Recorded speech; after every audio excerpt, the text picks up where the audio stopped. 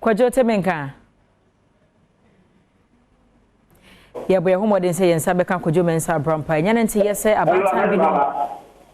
Kwajo Temenka. Aha. Abata bi no mu a tukwa bepie mu wo school so ahodo mu bepa bia mu wo ma. Wonya kwan no school ben ya na de ensam na mpanimfo ka kire wo mo.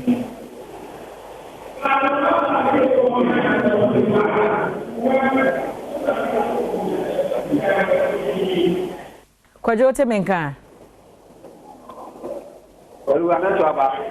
What Temenka Kwajo?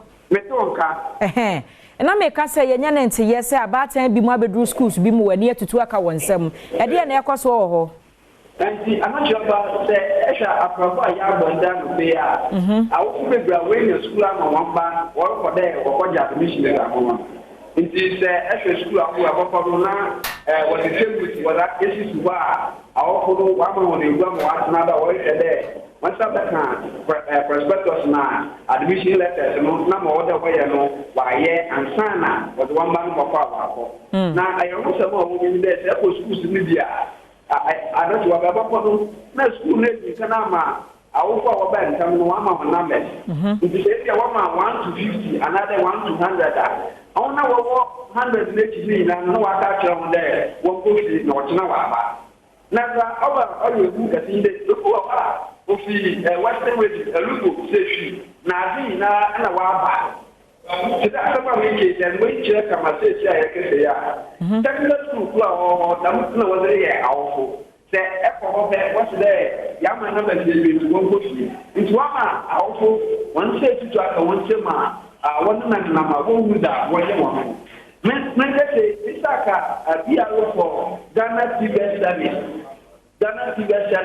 match apete the reason for money and say so yeah directive was am at the point na worry ya offer them another about them na all for the say ya you mo aba TV me that we bring them na e ba mi say dia na maka kira at the point ya omo pam awofo we that we bring and a very good afternoon to we take for you yenka she enter schools. And it's a school behind any modus operandi. There's a palm fast on the control crowd. We say do something. I work for be up 10% in Babaji admission them. Any at the end. We assume that schools now out of their own ingenuity decided so we use numbering system. Numbering system just say every day we can cater for a certain number of people. We are but it's also painful. Say we are free. Nene mami free let's say Kaswa all the way to Tema. Now Saka someone called not someone brand. Na how kakra. Nti yene head na kasa. Say almost pay other means of accommodating at least obi obeba or sadan. Omo want yan share. Say ne be ya incomi. Nti obi bisa na enye say bia mo afayo. Nemu crowd control to create a very serene environment. If you are na say you want to do what is here, we are not winning. Or we need to have the what? Minimum be our office if you are back. Some say, yeah, what's the long? And I make all the issues have been resolved. Get a report to quickly run into the situation and act that other measures be put in place. To make us all the issues that were linked to have been resolved. Perhaps they found a more suitable to deal with the situation. Premtobre Kasee, calm has been restored. It's one.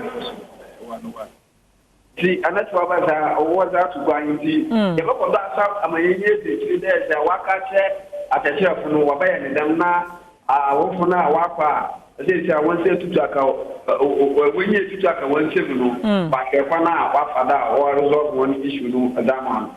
Now, say there's no placement center, and the numbers are not having an actual we will say no back for Papa, and there's way to one for our dogs in answer until they ended that and then answer what Ben. You could not hear or for school placement in our school reopening, no more than summer or for Ghana. Na se hodo wono adwuma no ekoso enipa ne mu nkamfa so te se de enra ene bra omufrase nete ne se kakra kreso te yemfa kojo mensa abrampa ensie wei ensem wahodo a wode efiri schools ahodo mu eba na